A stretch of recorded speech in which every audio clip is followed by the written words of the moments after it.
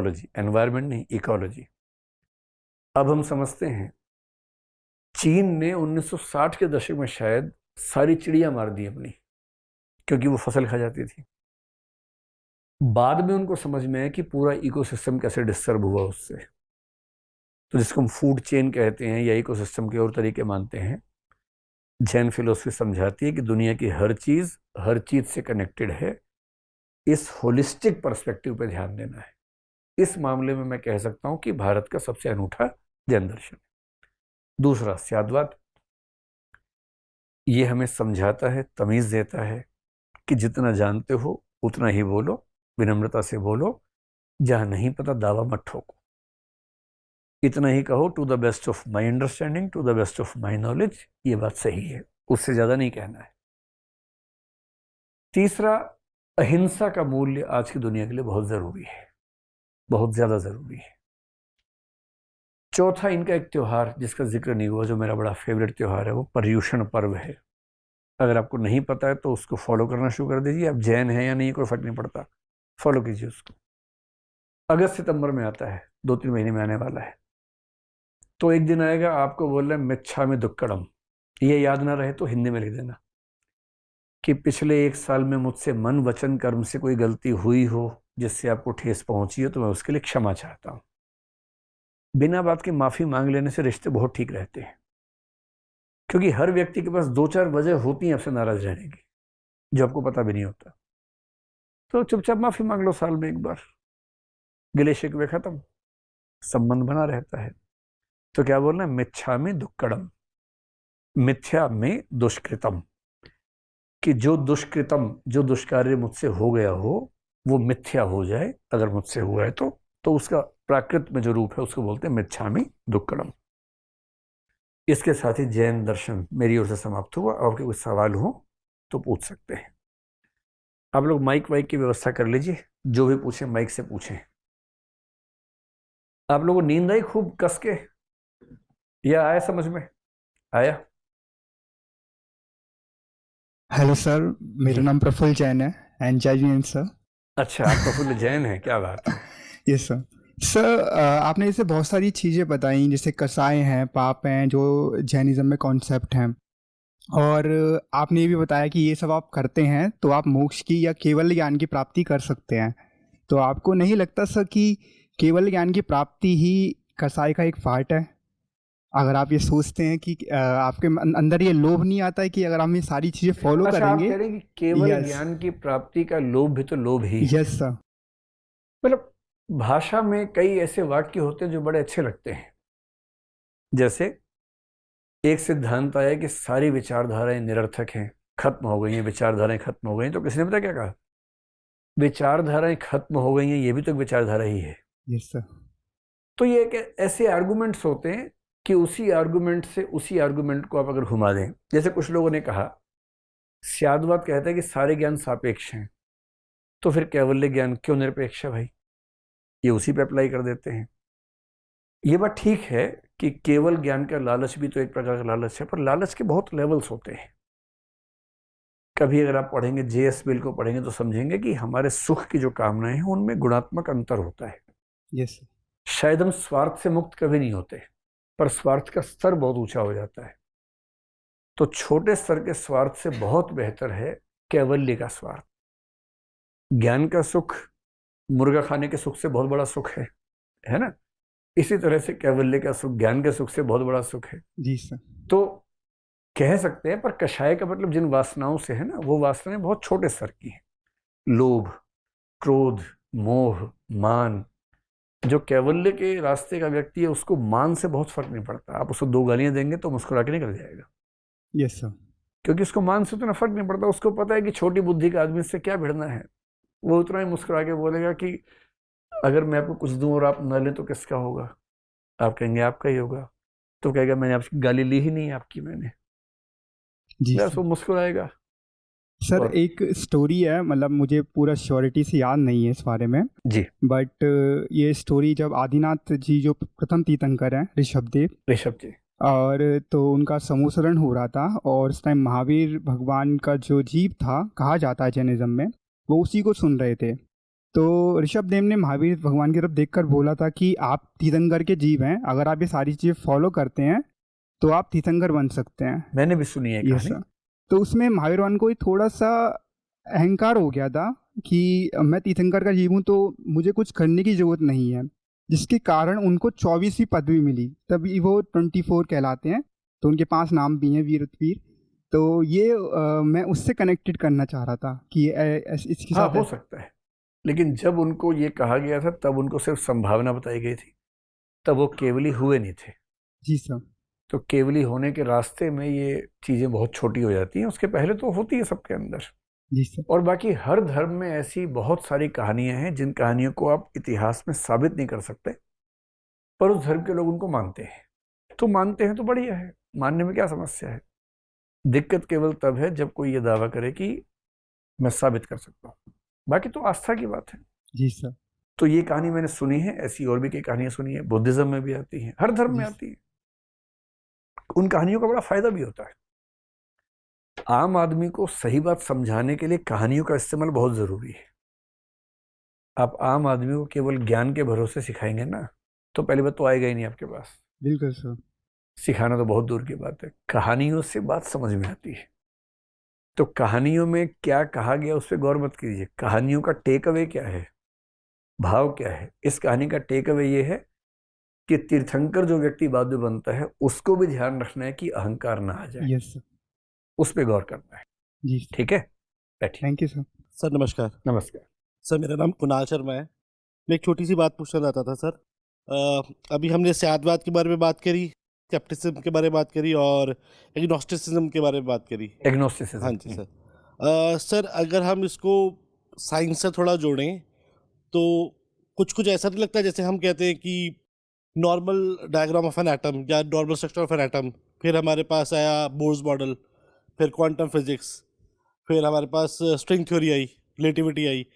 अब quantum physics में हम कहते हैं, जैसे आपने कहा कि ये कहना कि एटम यहीं पर है, इट इज़ नॉट पॉसिबल। फिर आया कि यहाँ पर हो सकता है, क्वांटम फिजिक्स में आ गई। फिर हम स्ट्रिंग थ्योरी में आ गए कि पैरेलल यूनिवर्स है, बहुत सारे हो भी सकता है, नहीं भी हो सकता, होगा होगा नहीं होगा नहीं होगा, वो सातों पार्ट आ गए। तो ये सर ये कनेक्शंस काफ़ी क्लियर से नहीं लगते जैन दर्शन में। मेटाफिजिक्स और फिजिक्स बहुत अलग अलग चीज़ें होगी, बट जो एटम्स की जो प्रोबेबिलिटी है फॉर बीइंग देयर और नॉट, या जो जैन दर्शन में बातें की जा रही हैं कि स्यादवाद और इन सब चीज़ों में 7 ये प्रोबेबिलिटीज़ है कि भूख लगी है, नहीं लगी है, लगी हो भी सकती है, नहीं भी लगी हो सकती है, ये सब कुछ बिल्कुल वैसा सा नहीं लगता। तो मैं ये कहना चाह रहा हूँ कि समझदार लोगों के सोचने का तरीका बहुत पुराने समय से लगभग एक जैसा है। जब आप लॉजिकली सोचेंगे, बहुत लाइकली है कि 2000 साल पहले का व्यक्ति और आज का व्यक्ति लगभग एक ही पैटर्न पे सोचेगा, अगर वो लॉजिकल है तो। अंतर क्या आएगा कि जो लेटेस्ट रिसर्च है, जो डेटा है, उसको आप जोड़ते चलेंगे, पर थॉट प्रोसेस आपका वैसा रह सकता है। तो जब जैन दार्शनिक सोच रहे थे उस समय आइंस्टीन नहीं थे, उस समय परमाणुओं के बारे में इतना ज्ञान नहीं था। लॉजिकली वो सोच पा रहे थे कि क्या क्या होगा। उन्होंने कहा कि परमाणुओं से ही दुनिया बनी है, परमाणुओं में क्वालिटेटिव डिफरेंसेस नहीं है। अब आगे चल के बहुत सारी बातें विज्ञान ने साबित कर दी, बहुत सारी साबित नहीं भी हुई। लेकिन अब जैसे हम सब एटॉमिक पार्टिकल्स की बात करें क्वांटम फिजिक्स में, ये बात किसी भी दर्शन में नजर नहीं आती है हमें। दर्शनों में शब्द परमाणु मिलता है, परम अणु, पर परम अणु के भीतर इलेक्ट्रॉन है, न्यूट्रॉन है, ऐसी संरचनाएं हमें फिलॉसफी में नजर नहीं आती। तो साइंस एग्जैक्टली वही कह रहा है ऐसा नहीं है, साइंस में बहुत सारी नई बातें आ रही हैं। फिर जैन दर्शन या बाकी दर्शन मल्टीपल यूनिवर्सेस की बात आमतौर पर नहीं करते हैं। शंकराचार्य ऐसी बात एक हद तक करते हैं, पर मल्टीपल की बात ना करके वो 3 लेवल्स की बात कर रहे हैं, मल्टीपल की बात तो नहीं है। कहने का भाव ये है कि विज्ञान जो नई रिसर्चेस कर रहा है उसमें से बहुत सारी सिमिलर हैं उन चीज़ों के जो पहले सोची गई थी, कुछ नहीं भी है। जैसे एक बहुत प्रसिद्ध दार्शनिक जहाँ से शुरू हुआ पश्चिम का दर्शन, उसने कहा कि दुनिया पानी से बनी। आज हम जानते हैं कि पानी से नहीं बनी है दुनिया। एक ने हेराक्लाइटस ने कहा दुनिया आग से बनी है। आज हम जानते हैं कि दुनिया आग से नहीं बनी है। तो बहुत सारी बातें गलत भी साबित होती हैं।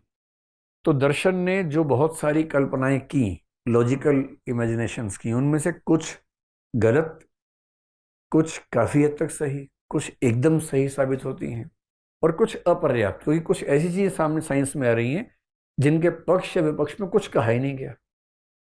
तो साइंस को समझने में ब्यूटी ये है कि आप तुलना कर सकते हैं कि हाँ ये चीज कुछ कुछ वैसी कही गई थी, लेकिन साइंस में बहुत कुछ नया भी है। और मूल अंतर जो है वो मेथोडोलॉजी का है। जब साइंटिस्ट कुछ कहता है तो साइंटिस्ट प्रमाण के साथ कहता है, ऑब्जर्वेशन के बेस पे कहता है। और साइंस की सबसे सुंदर बात पता है क्या है? स्यादवाद का एक मूल्य साइंस के अंदर निहित है। जब भी कोई साइंटिस्ट अपनी थियरी देता है उसमें साफ लिखता है जब तक यह खारिज ना हो जाए तब तक इसको माना जाना चाहिए। हर साइंटिस्ट हर रोज तैयार है कि मेरा सिद्धांत गलत हो सकता है, धर्म तैयार नहीं है इसके लिए। और यहीं आके धर्म डोगमेटिक हो जाते हैं, मताग्रही हो जाते हैं। साइंस मताग्रही नहीं होता है। तो साइंस का मेथड काफी अलग है, ऑब्जर्वेशनल है, वो केवल लॉजिकल इमेजिनेशंस वाला नहीं है। लेकिन हाँ ये बात सही है कि बहुत सारी चीजें सिमिलर हैं और आगे भी ऐसा होगा, कई चीजें सिमिलर निकलेंगे। लेकिन इससे ये भूल नहीं करनी है कि सब कुछ पहले ही कहा जा चुका है। कई गुरु टाइप के लोग आजकल बोलते हैं सब कुछ पहले कहा जा चुका है, और हर धर्म में बोल रहे हैं। हर देश में ऐसे लोग हैं जो बता रहे हैं कि सारी साइंस की बातें हमारी किताब में लिखी हुई हैं, कहीं नहीं लिखी हैं। कुछ कुछ मोटी मोटी बातें मेल खाती हैं, उतनी ही मेल खाएं तो ठीक है, वरना हमें मानना पड़ेगा कि 5000 साल में हमने कुछ किया ही नहीं है ना। साइंस की डेवलपमेंट बहुत बड़ी चीज है जी। नमस्कार सर। हमारे जीवन शैली में जो भी हमारी सुख सुविधाएं होती हैं वो भी एक बंधन है। तो मेरा सवाल है कि आपका क्या मानना है, कम उम्र में बंधन में बंधे रहना ही व्यवहारिक है या दर्शन को जानकर उसके मतलब दर्शन को जानकर कैवल्य की राह पर अग्रसर होना ही सही है? देखिए मैं ना दर्शन पढ़ाता हूँ मैं ये बिल्कुल नहीं चाह रहा कि आप उस राह पे निकल जाएं मैं बिल्कुल नहीं चाह रहा। मैं तो सारे दर्शन पढ़ा रहा हूँ, चारवाक भी पढ़ाया था। अब उस दिन मैं थोड़ा ना कह रहा था कि पीतवा पीतवा को ना पीतवा मैं ये थोड़ा ना कह रहा हूँ कि सब लोग पीना शुरू कर दे। तो मेरा मानना ये है कि दर्शन की एक उम्र होती है जो अभी आपकी नहीं है ना। अभी सामान्य जीवन जीना बेहतर है। 50-60 के बाद सोचिएगा ये सब, अभी तो सामान्य जीवन जीना। हाँ बस ये इसका फायदा जरूर है कि कोई ऐसी चीज की लत न पड़ जाए जो घातक हो। इतना कंट्रोल खुद पे बना रहे तो ठीक रहता है। सहज जीवन जीना चाहिए, बढ़िया नौकरी ढूंढिए, मेहनत कीजिए उसके लिए, कुछ कषाय वषाय नहीं, आराम से नौकरी ढूंढिए बढ़िया। ये 50-60 के बाद सोचेंगे कि अब मुक्ति का समय आ गया। और मुक्ति सच में मिलती है नहीं मिलती है किसी को नहीं पता। हम कहते हैं मोक्ष, 8 दर्शन 9 में से मानते हैं कि मोक्ष मिलता है। हमने किसी को देखा नहीं अब तक, हमने तो मरते हुए देखा है। उसके बाद मोक्ष मिला कि नहीं मिला पता नहीं। अब इतनी मेहनत करके जाए पता लगे कुछ है ही नहीं, क्या फायदा, ये भी तो डाउट होता है। तो मेरा मतलब ये तो हंसी मजाक की बात हुई। मेरा कहना यह है कि सहज जीवन से अच्छा कुछ नहीं है, लेकिन हाँ अपनी तय सीमाओं के भीतर वो रहे। किसी भी तरह का एक तरफा जीवन, अति वैराग्य और अति भोग, दोनों से सुंदर रास्ता है बीच का रास्ता, जो अगली क्लास में बुद्ध बताएंगे, मध्य मार्ग। और अरस्तु नहीं बताया मध्य मार्ग, दोनों का सेम रास्ता है। नमस्कार सर, मेरा नाम है गजेंद्र। सर क्वेश्चन ये था कि जैसे हम भगवान महावीर की मूर्ति हम देखते हैं उनकी ना, तो वो ध्यान में बैठे होते हैं। तो जैसे आपने पूरा पढ़ाया देखा, तो वहाँ पे ध्यान कहीं पे मतलब वर्ड यूज नहीं हुआ। क्या जैनिज्म में सर ये जो कैवल्य की पूरी प्राप्ति की प्रक्रिया है ना, ये ध्यान के रास्ते से ही होती है। अच्छा। और इसमें माना गया है कि जो सम्यक ज्ञान वाला मसला है उसके लिए बहुत जरूरी है कि हम उन चीजों का चिंतन करें, मनन करें। दर्शन में एक शब्द आता है चिंतन मनन निधिध्यासन। ये शब्द शंकराचार्य ने ज्यादा इस्तेमाल किए, पर उसका भाव लगभग सब लोग मानते हैं कि केवल शास्त्र को पढ़ना काफी नहीं होता, उसका चिंतन करना, मनन करना, उसमें डूबना, उसे महसूस करना, फिर चरित्र के स्तर पर आ जाना। और जब आप बात करेंगे सत्य, अहिंसा, अस्तेय, अपरिग्रह, ब्रह्मचर्य, विशेष रूप से ब्रह्मचर्य के लिए बहुत जरूरी है कि हम ध्यान की साधना के लायक हो जाएं। वहीं से वो ताकत आती है कि चीजें असर डालना बंद कर दे। लेकिन हाँ ये बात ठीक है कि मेडिटेशन को लेके स्पष्ट वर्णन जिन दर्शनों में ज्यादा मिलता है उनमें एक योग है। शंकर के यहाँ मिलता है स्पष्ट रूप से। वहाँ क्योंकि ज्ञान मार्ग की बात है तो वहाँ ध्यान में बैठना लंबे समय तक। जैसे योग दर्शन ने जो अष्टांग योग दिया उसमें धारणा ध्यान समाधि इन तीन अवस्थाएं आती है। तो ध्यान जो है 7वीं अवस्था है। यम नियम आसन प्राणायाम प्रत्याहार धारणा ध्यान समाधि सुना होगा आपने ना, तो उसकी 7वीं अवस्था ध्यान है। ध्यान का ही अगला जो लेवल है वो समाधि है। समाधि में जो पहला स्तर है संप्रज्ञात और अगला स्तर असंप्रज्ञात समाधि। असंप्रज्ञात समाधि मतलब कोई विषय आपको नहीं चाहिए, आपका दिमाग स्थिर हो गया और अब वहां मोक्ष की प्राप्ति हो जाती है। तो मैं ये कहूंगा कि जिन दर्शनों ने ज्ञान मार्ग पर बल दिया वहां मेडिटेशन पर फोकस ज्यादा रहता है। जहां भक्ति पर बल है जैसे वैष्णव वेदांत पे, वहां पूजा पाठ भक्ति कीर्तन श्रवण भजन उस पर फोकस ज्यादा है। जैन दर्शन क्योंकि 3 रास्ते मिला के चलता है तो इसलिए ज्यादा फोकस उस पर नजर नहीं आता। लेकिन सामान्य प्रक्रिया में ध्यान के बिना बात बनेगी नहीं, बट ठीक है। Thank you so much sir for today session. मेरा क्वेश्चन ये था कि जैसे अभी हमने बात करी है कि जैन धर्म के बारे में, और आपने काफ़ी सारे कनेक्शन हमें बताई वेस्टर्न फिलोसफर से रिलेटेड भी। तो मेरा एक क्वेश्चन था कि जब जैन दर्शन हमारे इंडिया में चल रहा था उसी टाइम बौद्ध दर्शन भी लगभग समकालीन उस स्थिति में थे। तो उस वक्त क्या इन दोनों में समानताएं थी और क्या अंतर थे? पहली बात तो जैन और बौद्ध एकदम समकालीन है ऐसा नहीं है। बैठे बैठे बैठे 6ठी सेंचुरी बीसी में बौद्ध दर्शन शुरू हुआ क्योंकि बुद्ध पैदा हुए उस समय। जैन दार्शनिक मानते हैं कि क्योंकि 24वें तीर्थंकर महावीर हैं, 23वें और 24वें तीर्थंकर हिस्ट्री में हमें प्रमाण से जानकारी मिलती है। जो पार्श्वनाथ जी थे 23वें तीर्थंकर, 9th और 8th सेंचुरी बीसी में उनका हमें डिस्क्रिप्शंस मिलते हैं। उसके पहले भी 22 हैं। उन 22 के जो हिस्टोरिकल प्रमाण हमें चाहिए वो भी नहीं मिले। लेकिन जैन लोगों की जो आस्था है वो ये कि वो थे। जो पहले तीर्थंकर हैं ऋषभदेव, बहुत इंटरेस्टिंग बात है कि जैन लोग मानते हैं कि जो राजा इक्ष्वाकु थे वही ऋषभदेव थे।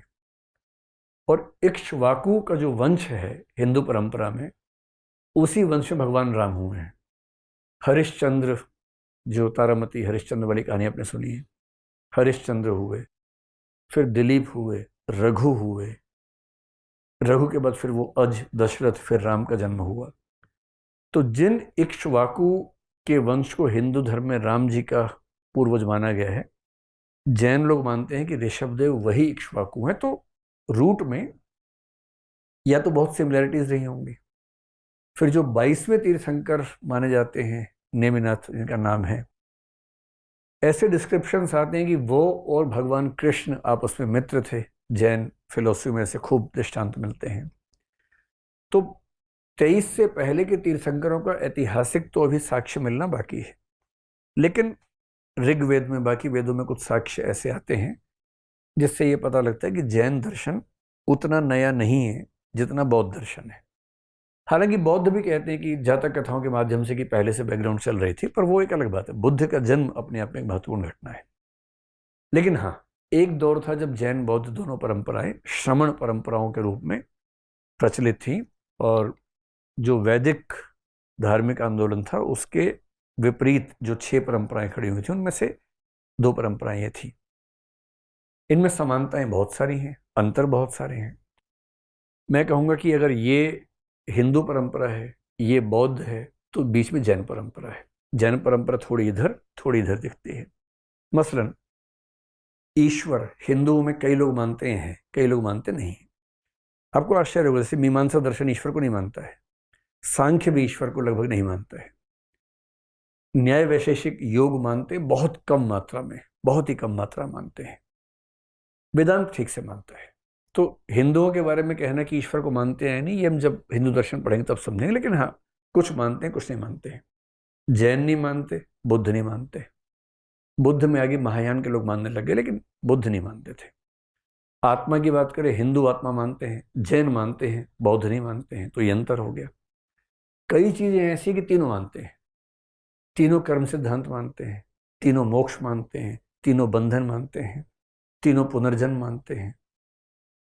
बस आत्मा को लेकर अंतर है कि बौद्ध कहते हैं कि आत्मा नहीं है किंतु पुनर्जन्म होता है। ये बड़ी इंटरेस्टिंग कहानी है उनकी। आत्मा नहीं है, पर पुनर्जन्म होता है, ये बौद्धों का एक विशेष विचार है।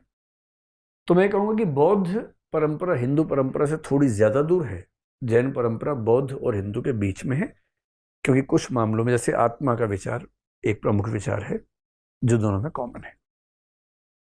अहिंसा दोनों ने मानी है, पर अहिंसा को मानने का जो इंटेंसिटी जैनिज्म में है उतनी बुद्धिज्म में नहीं है।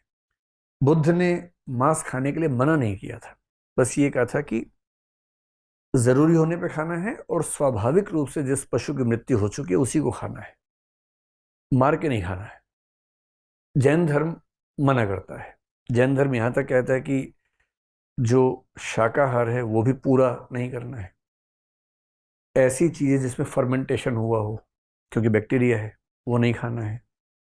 ऐसी चीजें जो जमीन के अंदर हैं, जहां बहुत सारे मतलब जीव जंतु आसपास से मर सकते हैं, उनको नहीं खाने से, आलू को नहीं खाना है। ऐसी चीजें जिनके अंदर बीज है, टमाटर जैसे कई जैन नहीं खाते क्योंकि उसके अंदर बीज होता है। बीज अपने आप में एक जीवन की संभावना है। तो जिन चीजों के अंदर बीज है वो भी नहीं खानी है, जो जमीन के अंदर है वो भी नहीं खानी है। इस हद तक अहिंसा दुनिया में कहीं नहीं है।